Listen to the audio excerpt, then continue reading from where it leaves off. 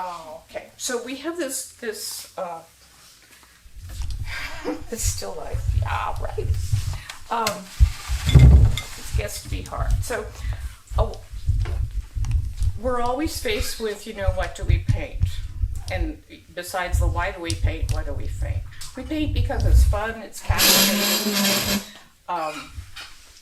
Sometimes we paint because we have to. We have that need for that Zen time to get into it. Some of us really need that. I find when I really get into painting, I'm lost. I'm just gone. I'm not available. It's kind of neat. And everything else drops away. So the choices here are a lot of greens with some red and some white. So that's in my drawing. I can eliminate a lot of this stuff. Here I go. Okay, so I'm stringing myself up here. Let's try one technique that sometimes is fun to do, is I won't draw. Okay?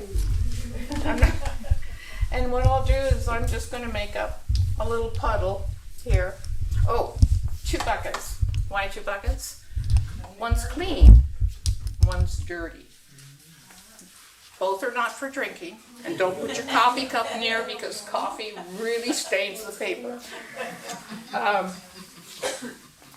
We're going to try doing some of this, and so when I say we're not drawing, I'm not going to be super careful about the drawing and get terribly into the details and make it just perfectly right. Now, so you can help yourself. Okay. And do I always get it right? No. And that's okay. There are no hard edges. There are always mistakes. It's fine. And we're going to put in a cucumber and an overlapping cucumber, and we're going to have a red tomato and maybe another. Oops, we're running out of room. That's all right. Oh, the knife is coming right at us. So we'll come like that. Make that. Oop, no, it's not like that. It's like this. Okay. So if you make a mistake you don't like, you can always take your paper towel. You can erase the line a little bit. Yeah. All right. Okay. Oh dear. We have a big tomato here who goes over. He's going over the knife. And there's some green here. I like that green. I'm going to exaggerate. Oh, the knife should be a little longer. I'll make it a little longer. Another cucumber, white shape. Ooh, that's good. It's watercolor, remember? We want white because the paper will be white. And there's another tomato stuck in here underneath the knife somehow. Okay, with a little bit of green. Now, darn it, shard. I love that stuff with the white veins. I really do. So where in the world is it going to go?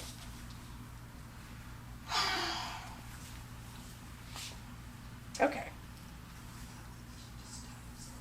Well, it could go off the page behind here. We have this cutting board, right? We have this sort of hierarchy of shapes here. Then we have that knife going off here. We have a cutting board shape. Goes here. Okay. Cutting board underneath the plate. So I'm making things go on top and underneath. The knife blade is I made it really long, so we're going to shorten that up a little bit. Okay.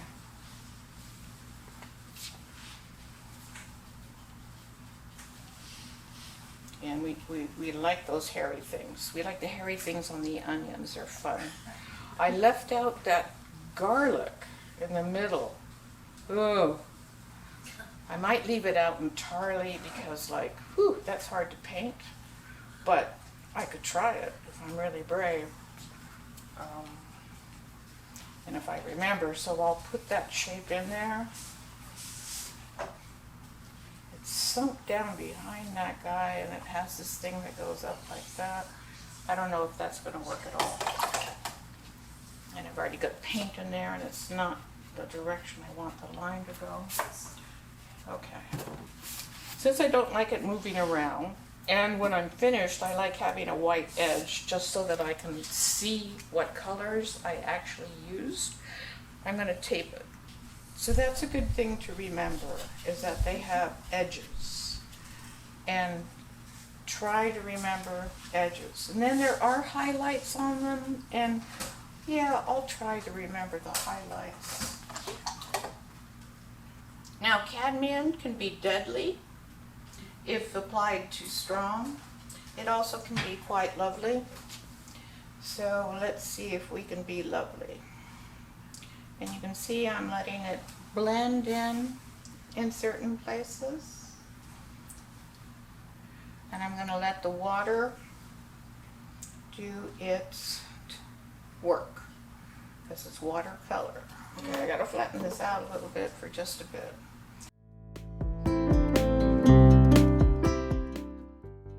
Oh, I just went into my,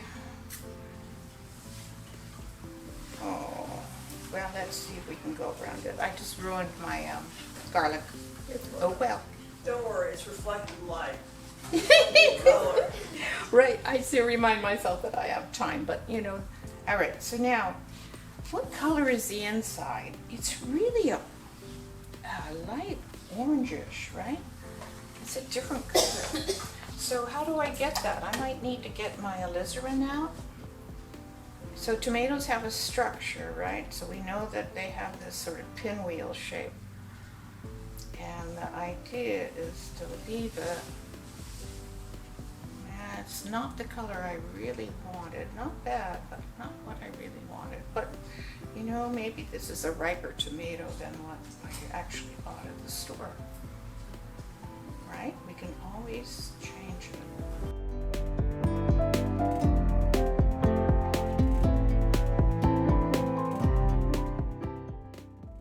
So, I have a good boundary there. I don't have a good boundary there. Boundary mean I left a little sliver of dry paper so the paint wouldn't slide into it. And that's clever when you can remember to do that, and at the very end you can fill it in if it annoys you.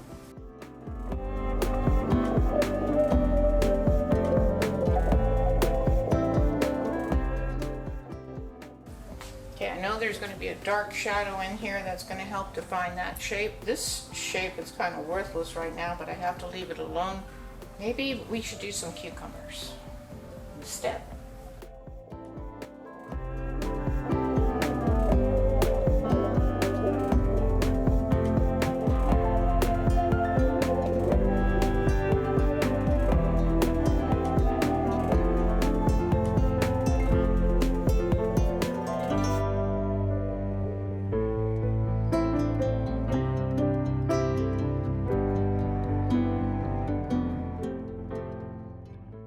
So I really should think hard before I go in doing the stripes, because I might end up with something that I really don't like.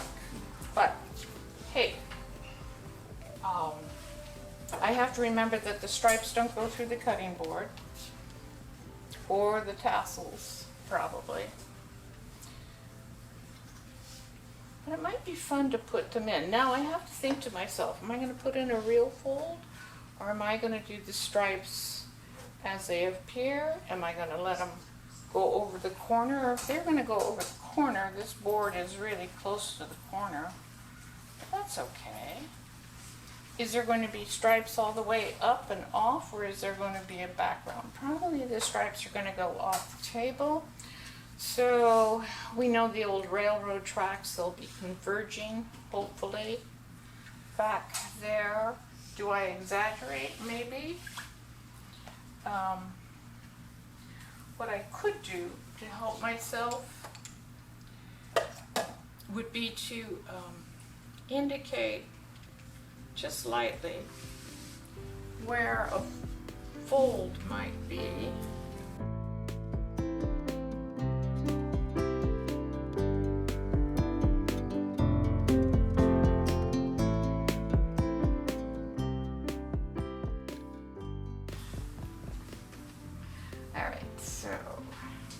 We need a couple dark areas in here, and we don't really necessarily want them to lead.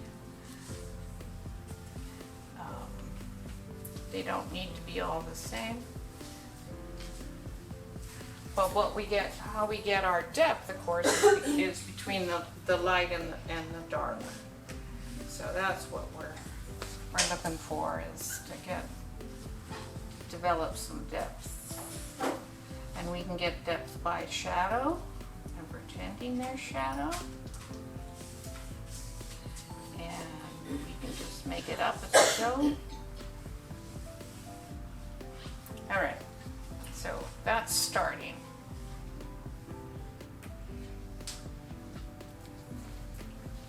All right, so we know that the hairy parts are neat on the onions, and we can put in sort of a base color and then fake the rest. We can come back and lift if needed to, and we can do some darks to define where they are.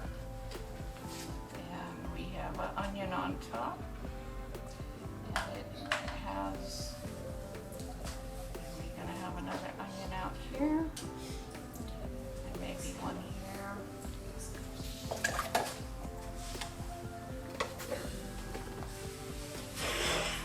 Yeah. Do you ever iron the paper? Do I? Do you ever iron the paper? No, some people glue it down onto mat board. I usually don't. Okay. Now,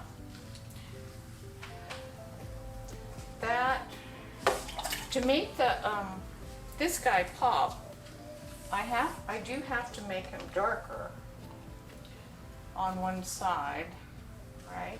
I do have to really commit that there is shape to this thing. So then you go back to, okay, how do you make shapes?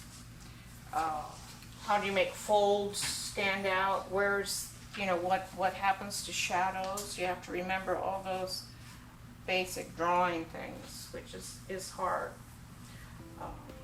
when you're in the midst of painting.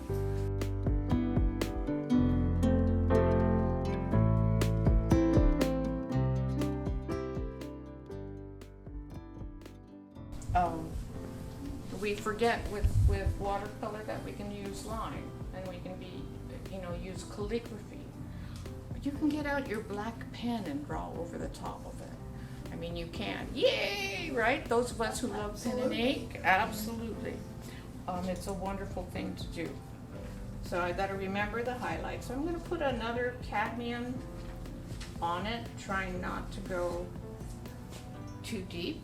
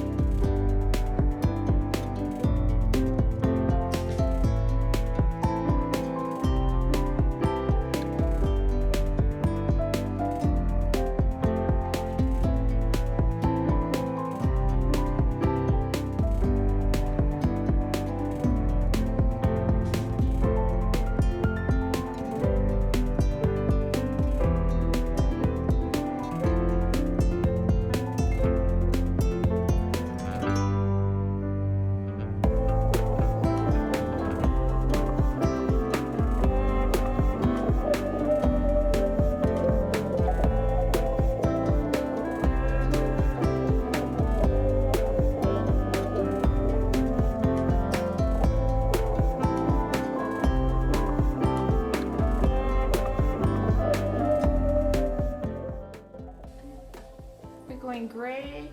Okay, what defines the knife? What am I going to do to help myself get this knife defined? I'm going to let it be kind of wet. And I'm going to try to remember that there are going to be these ellipses. So see how I haven't changed brush, and this is my bad habit. Oh, sure, I can draw an ellipse with the edge of a flat that's collapsing on me. Not, I can't. But I try anyway, so change your brush. It's just, you know, bad habits. And like I said, if you want me to teach you about behavior modification, I can do that. Now I need to work on my own. Doesn't work on you, but you can teach Yeah, I gotta work on me. So.